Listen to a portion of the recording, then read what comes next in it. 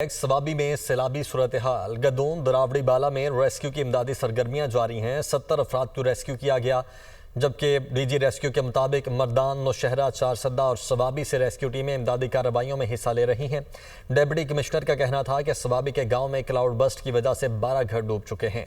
गांव में 15 अफराद के जाम बहक होने की इतलात हैं, जबकि क्लाउड बस्ट की वजह से पानी का बहाव बहुत तेज है और पहाड़ी इलाका होने की वजह से मुख्तलिफ मकामात पर लैंड स्लाइडिंग हुई है।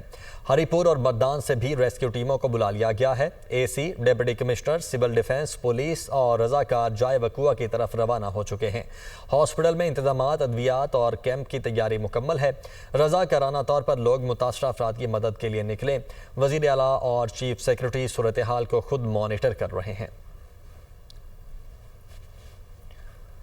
मुल्क के मुख्तलिफ इलाकों में तूफ़ानी बारिशें, नदी नालों में तुग़यानी, पेशावर में तेज़ बारिश, गलियाँ और सड़कें तालाब के मंजर पेश करने लगीं। मर्दान, सबात, मैंगोरा, पाराचनार में बारिश, खुशा में तूफ़ानी बारिश से बरसाती नाले बिफर गए। नौशहरा में छत गिरने से मियाँ बीवी जाम बहक। हरीपुर में सैलाबी रेले से रेलवे रोड बंद। पेशावर में रेलवे कॉलोनी डूब गई। गलियात में भी बारिश। तौहीदाबाद, मरी में शदीद बारिश। छांगा गली, अयूबिया समेत मुतअद्दिद रोड्स पर लैंड स्लाइडिंग। इस्लामाबाद, कश्मीर, खैबर पख्तूनख्वा और पंजाब में 21 अगस्त तक शदीद बारिशें मुतवक्के। बलोचिस्तान के 20 इलाकों में शदीद बारिशों की पेशगोई। उधर बुनेर में सैलाब की तबाहकारियां। डशोड़ी के इलाके में सबसे ज्यादा नुकसान हुआ है, जहां पर रेस्क्यू ऑपरेशन शुरू कर दिया गया है। 20 से ज्यादा घर लैंड स्लाइडिंग से मुतासिर हैं, जहां पर मलबा हटाने का काम जारी है। इस वक्त क्या सूरत हाल है, बता रहे हैं जाकिरुल्लाह।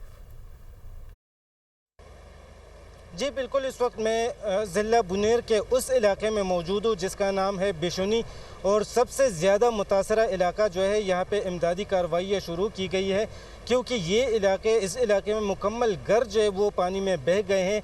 जो पहाड़ों के पत्थर पानी में आए थे, बहा के आए थे, वो यहाँ पे आए हैं और घर मुकम्मल उसमें दब गए हैं। अगर कैमरामैन आपको दिखाता चले तो यहाँ पे ये इलाका बिशुनी का इलाका है। यहाँ पे जो पत्थर नज़र आ रहे हैं, ये सारे पहाड़ के पत्थर जो पानी के साथ आए हैं, बह कर आए हैं, तो ये घरों के ऊपर आ गए हैं।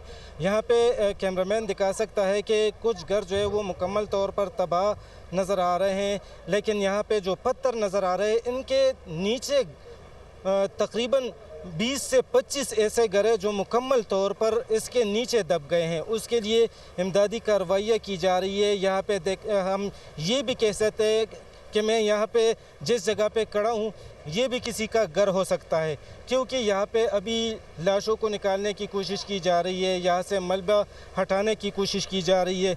यहाँ पे अब भी बारिश का पानी जो है वो यहाँ पे बह रहा है।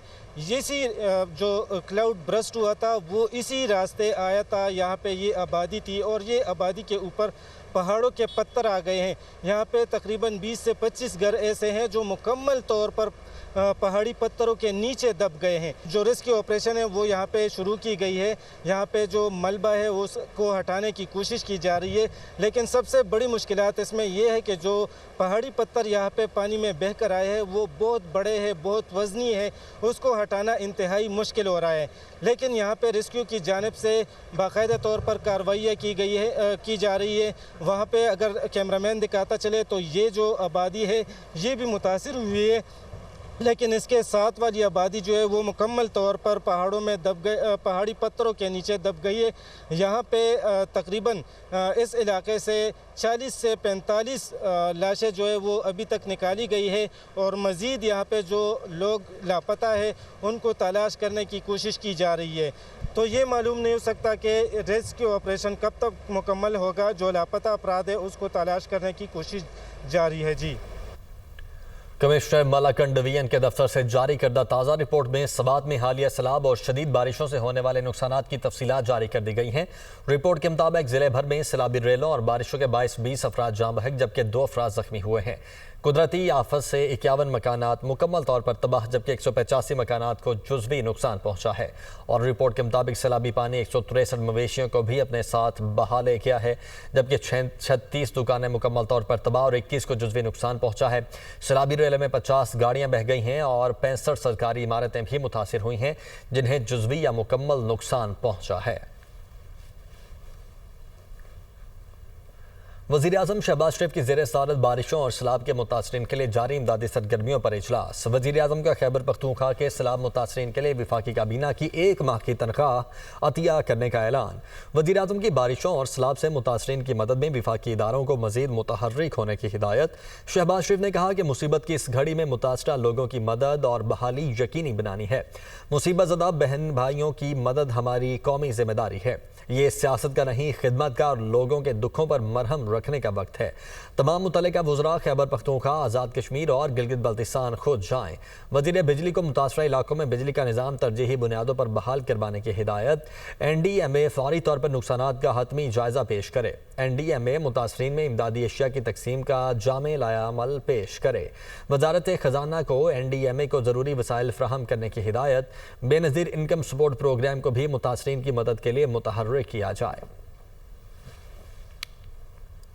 वज़ीर आला पंजाब मरियम नवाज का योकोहामा की तारीखी सुर्ख पत्थरों की इमारत का दौरा। वज़ीर आला मरियम नवाज ने Yokohama Red Brick Warehouse के मुख्तलिफ हिस्से देखे। बंदरगाह के साथ आबाद तारीखी और कदीमी वेयर हाउस का नया नाम new port pair bonded warehouse है, जबकि मरियम नवाज ने वेयर हाउस में कम्युनिटी वेलफेयर के तहत चलने वाले बच्चों को हुनरमंदी सिखाने के मरकज़ का दौरा किया। वज़ीर आला मरियम नवाज ने बच्चों को कागज़ और दीगर अशिया से चीज़ें बनाते भी देखा और बच्चों ने अपनी तख्लीकी सलाहियतों के इजहार के मुख्तलिफ नमूने भी वज़ीर आला मरियम नवाज को दिखाए। वज़ीर आला मरियम नवाज ने बच्चों को शाबाश दी और उनसे गुफ्तगू की। कम्युनिटी वेलफेयर के मॉडल को पंजाब में भी फ़रोग़ दे रहे हैं। वज़ीर आला मरियम नवाज की गुफ्तगू पंजाब के बच्चों के लिए भी जदीद खतूत और सहूलियात के साथ तालीम और हुनरमंदी का तरीका अपना रहे हैं। मरियम नवाज वज़ीर आला पंजाब का रेड ब्रिक वेयर हाउस की इंतजामिया की बेहतरीन काविशों को खिराज तहसीन। पंजाब की सीनियर सूबाई वज़ीर मरियम औरंगज़ेब भी वज़ीर आला के हमरा थीं।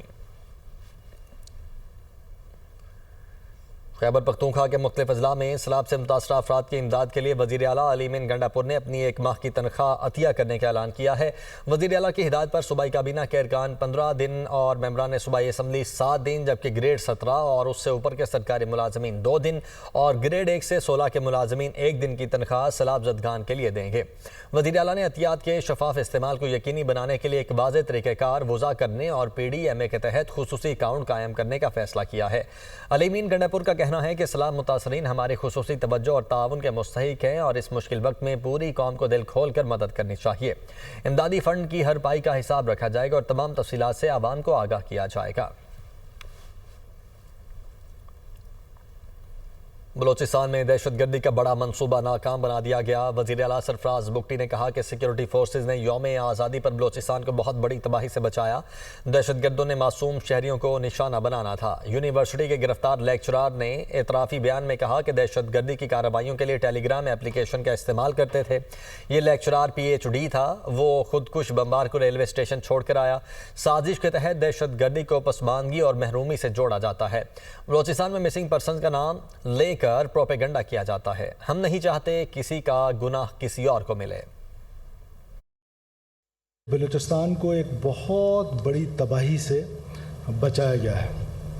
14 अगस्त को जो सुसाइड बॉम्बर्स थे उन्होंने उन मासूम शहरियों को निशाना बनाना था जो जश्न आज़ादी मना रहे थे, और उस बहुत बड़ी तबाही को बचाने के लिए सिक्योरिटी एजेंसीज़ और CTD पुलिस और मैं उन इदारों को खराज तहसीन पेश करता हूँ। इससे पहले जो ख़ुदकुश हमला हुआ था रेलवे स्टेशन पे, ये उसको मोटरसाइकिल पे बिठा के रेलवे स्टेशन के करीब छोड़ के आया है और उसके बाद रेलवे स्टेशन से कोई 1 किलोमीटर के फासले पे किसी और हैंडलर के हवाले किया। अक्सर इस लड़ाई को कि डिप्राइव्ड हैं जी बलूचिस्तान के लोग, ये कहाँ से डिप्राइव्ड है? मैं आज से नहीं, मैं आपके सामने 2009, 10, 11, 12 से ये बातें कर रहा हूँ कि एक मुनज़्ज़म अंदाज में पाकिस्तान को तोड़ने की साजिश की जा रही है। और बदकिस्मती हमारी ये है कि ये जो नैरेटिव है वो नैरेटिव इस तरह का दिया जाता है कि हमारी जो मेन स्ट्रीम पॉलिटिकल पार्टीज़ हैं उनमें कन्फ्यूजन क्रिएट की जाती है। तो हम कब तक इस कन्फ्यूजन का शिकार रहेंगे? हमें इस कन्फ्यूजन को सोसाइटी को बाहर निकालना है।